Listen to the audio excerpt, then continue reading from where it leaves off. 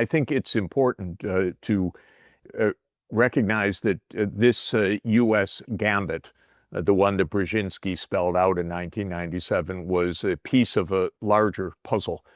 It was the global chessboard. It wasn't just a European issue. The belief in the 1990s in the United States was unipolarity, that there was one global hegemon, that was the United States, and that it was the role of the global hegemon to make sure that it would never be threatened by any pesky wannabes in the future. One part of that was to corner Russia, surround it in the Black Sea region, basically render Russia a third-rate power or less.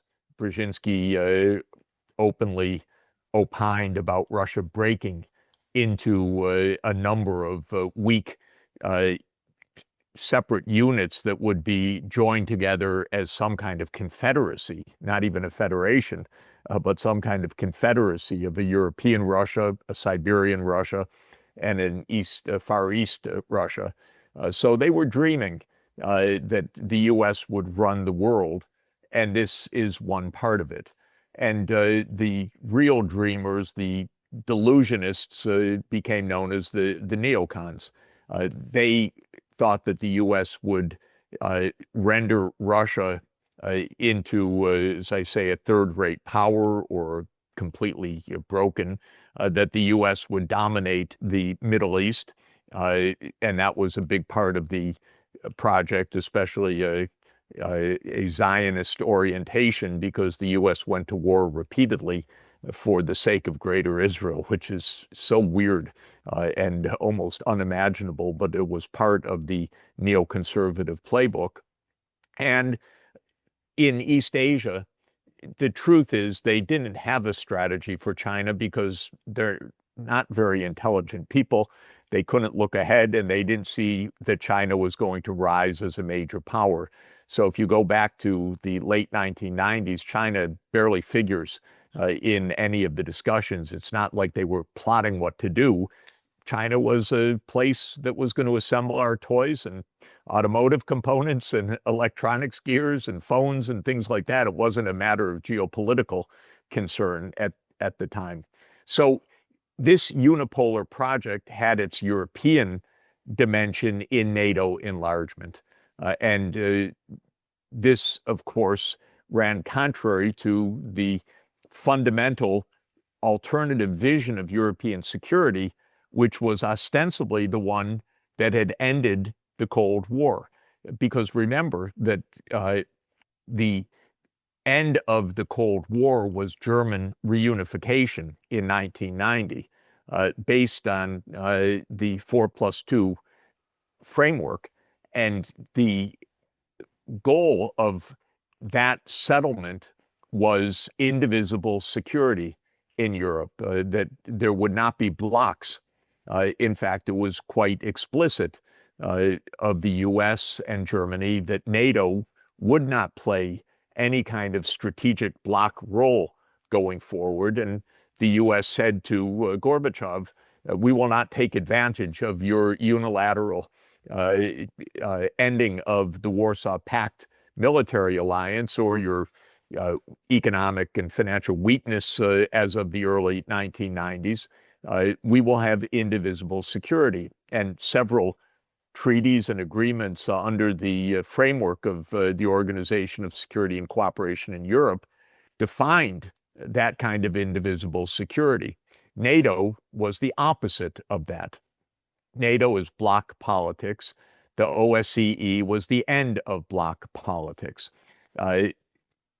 I was there in the Soviet Union in 1990 and in Russia from the end of 1991 onward, and I heard an earful from Gorbachev, from Yeltsin, and so forth about a common European home, indivisible security, the end of blocs, peace and cooperation. I believe it. I believed it then. I think that that's the answer to European security. The Europeans are not having it, by the way. This is so strange to my mind. They were offered peace, and they have basically rejected it. First, under the push of the United States. They said, yes, we prefer U.S. hegemony to a common European home. They made that choice. They had qualms and misgivings. Actually, the showdown came at the Bucharest NATO summit in 2008 when the U.S. said, now's the moment. We're going to push NATO to Ukraine and Georgia. Chancellor Merkel, President Hollande said, not a great idea. George Bush put his foot down and said, we're going to do it. And they said, okay, we're going to do it. That's when the U.S. Hegemon dominated, and the idea of any kind of indivisible security disappeared entirely. So when you ask, what is the security for Europe now? Europe needs a security arrangement not based on blocs. But Europe can't get its head around that. And by the way, Europe has made this mistake so many times. There's a kind of bloody mindedness in Europe.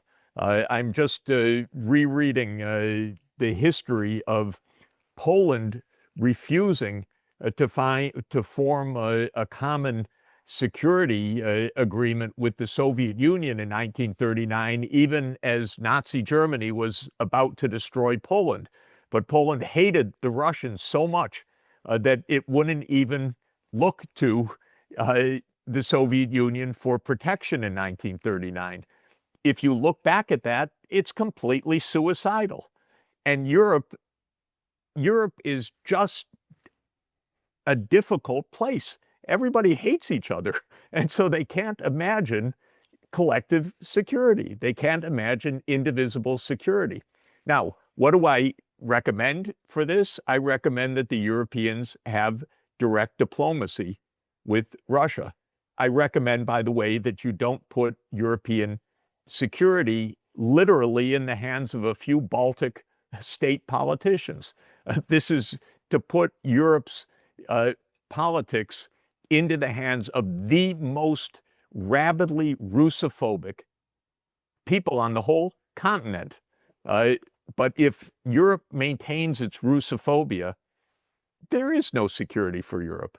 And if Europe doesn't engage in diplomacy, there's no peace for Europe, whatever the United States does. So when you ask me what's the European security arrangement, it would be that Europeans understand Russia's not going anywhere. Russia is a part of Europe, and it has been geographically. It is a part of Europe, to the Urals at least, and militarily, culturally, diplomatically, geopolitically, financially, economically, it is. And if the Europeans think the United States is going to somehow make that not happen, well, that was the idea of the Cold War, but that's past. So if Europe is looking to the United States to replay the Cold War, forget it. The U.S. is tired. It's got huge budget deficits. Russia is not viewed as some, even it was wrongly viewed then, but it's not viewed as some global communist threat. The United States is just not interested in the European hatreds. And so they should talk to the Russians and figure out what their indivisible security really is about.